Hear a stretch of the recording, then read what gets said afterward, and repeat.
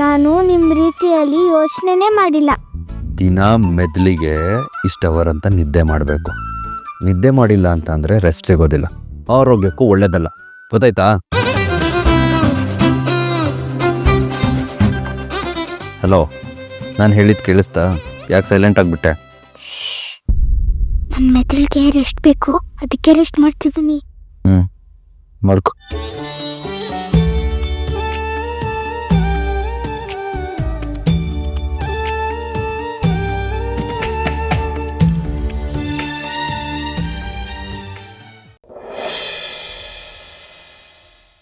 ಇದೆಲ್ಲ ಮಾಡಿರೋದು ಆ ನೀಚ ಶಿವರುದ್ರನಿಯ.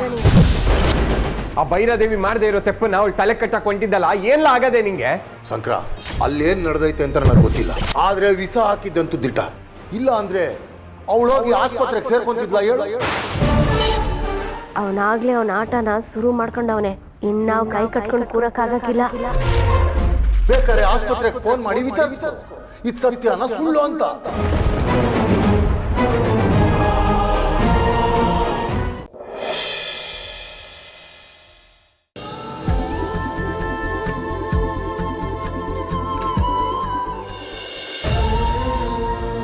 ಇಷ್ಟು ನೀನನ್ನು ನಮ್ಮ ಅಂತ ಯಾಕೆ ಇರಲಿಲ್ಲ? ನಾನು ಹೇಳೋವರೆಗೂ ನೀನ್ ನನ್ನ ಅಮ್ಮ ಅಂತ ಕರಿಬಾರ್ದು ಅಂತ.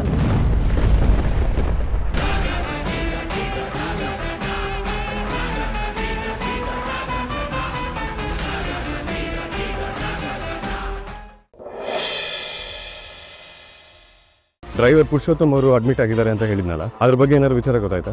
ಅದಿನ್ನೂ ಗೊತ್ತಾಗಲ್ರಿ ಸರ್. ನಾನು ಕಳ್ಸಿರೋ ಫೋಟೋನ ಸ್ಕೆಚ್ ಮಾಡಿ ಎಲ್ಲ ಕಡೆ ಅನ್ಸಿ. ಈ ಕೆಲಸದಲ್ಲಿ ಯಾರ್ದೇ ಇನ್ವಾಲ್ವ್ಮೆಂಟ್ ಇದ್ರು ನಾನು ಅವ್ರನ್ನ ಸುಮ್ಮನೆ ಬಿಡಲ್ಲ.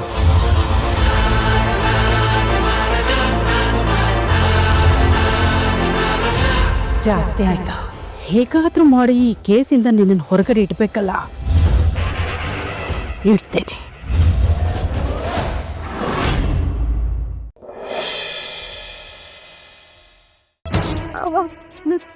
ಸಿಕ್ಕಾಪಟ್ಟೆ ನೋವು ಸ್ವಲ್ಪ ಆಗ್ತಾ ಇಲ್ಲ. ಏನ್ ಮಾಡೋದು ಈಗ? ಬೇದಳೆ ಕಳ್ತಿದ್ದಾಳೆ. ಅವಳು ಕೈ ನೋವು ಅಂತ ಒದ್ದಾಡ್ತಿದ್ಲು. ನಮ್ಗೇನ್ ಮಾಡ್ಬೇಕು ಅಂತಾನೆ ಗೊತ್ತಾಗ್ತಿಲ್ಲ. ಗೊತ್ತಲ್ಲ, ನೀನು ತುಂಬಾ ನೋವಾಗ್ತಿದ್ಯಾ?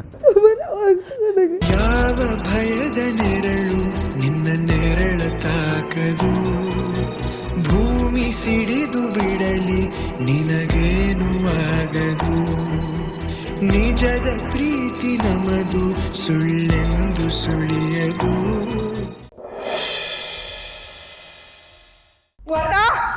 ಬಿಂದು, ವರ್ಧಾ, ಯಾಕೆಲ್ಲರೂ ಇಷ್ಟೊಂದು ಗಾಬರಿ ಆಗಿದ್ದೀರಿ? ನಿಶಿ ಮನೇಲಿ ಎಲ್ಲೂ ಕಾಣಿಸ್ತಿಲ್ಲ. ಎಲ್ಲ ಕಡೆ ಹುಡುಕ್ಬಿಟ್ವಿ. ನನಗೆ ಯಾಕೋ ತುಂಬ ಭಯ ಆಗ್ತಾ ಇದೆ ರೀ. ಹೊರಗಡೆ ಅವಳು ಕಾರ್ ಕೂಡ ಇಲ್ಲ. ಮೇ ಬಿ ಕಾರ್ ತೊಗೊಂಡು ಎಲ್ಲೋ ಹೊರಗಡೆ ಹೋಗಿರ್ಬೇಕು. ಎಲ್ಲ ಆಗಿರೋದು ಆ ಶ್ರಾವಣಿಯಿಂದನೇ. ಸುಕನ್ಯಾ, ಶ್ರಾವಣಿನ ಬಯೋದ್ರಿಂದ ಏನು ಪ್ರಯೋಜನ ಇಲ್ಲ. ನಮ್ಮದೇ ಒಂದು ದಾರಿ ಆದರೆ ನಿಮ್ಮದೇ ಒಂದು ಬೇರೆ ದಾರಿ. ಯಾರು ಮನೆ ಹಾಳು ಮಾಡಬೇಕು ಅಂತ ಕಾಯ್ಕೊಂಡು ಕೂತಿದ್ದಾರೋ ಅವರಿಗೆ ಸಪೋರ್ಟ್ ಮಾಡ್ಕೊಂಡು ಇದ್ಬಿಡಿ ನೀವು. ಅಲ್ಲ ರೀ, ನಿಶಿನ್ ನಿಮ್ಮ ಮಗಳು ಅನ್ನೋದನ್ನೇ ಮರ್ತೋಗ್ಬಿಟ್ಟಿದ್ದೀರಾ ನೀವು. ಅವಳ ಮೇಲೆ ಏನು ಕೋಪನೋ ನಿಮಗೆ?